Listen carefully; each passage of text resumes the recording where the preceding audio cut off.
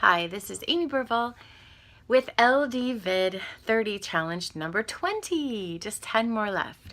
I've really enjoyed this series on tips for creativity, and I've tried to actually bring in daily life. And so today is actually hashtag International Museums Day.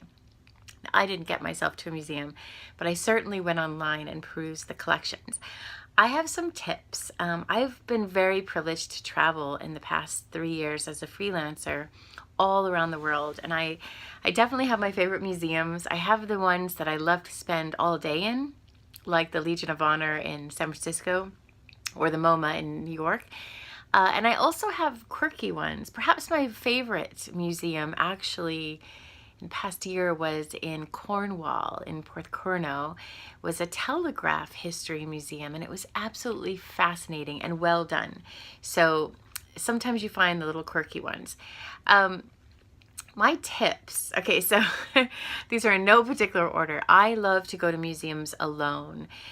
I do have some great friends that accompany me sometimes, but I really feel like I need to be one and alone with the artwork that I'm seeing, or if it's not an art museum, with whatever the exhibits are.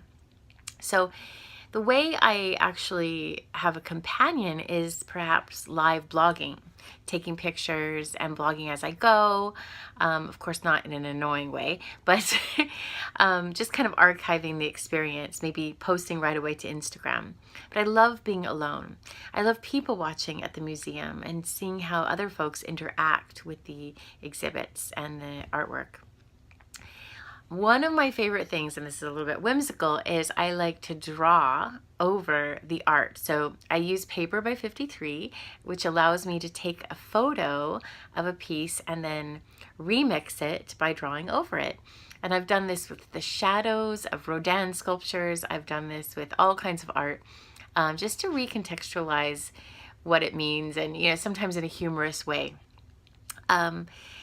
I do love to take pictures, but I don't like to take photos of the ordinary things, like the entire piece of art in the frame.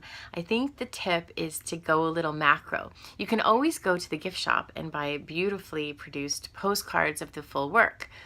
But aside from taking maybe a selfie, which I don't really do that much at art museums, is taking macro. Really get up close and look at the details of even the frame or the signature or the thickness of the paint on the canvas. Go macro.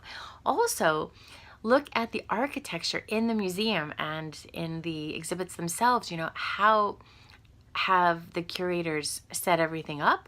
What are the beautiful architectural details that you might want to capture in your photo? And I always, and this is the last one, for blogging purposes or slide deck purposes or learning purposes later, I always take photos of the plaque, the informational plaque that is next to a piece. So I can peruse that later and reference the artwork itself. So hopefully you guys get to a museum today or this week. I know I'm looking forward to going to London again and visiting the Tate because they're having a Picasso exhibit. So I love museums. International Museums Day. Bye.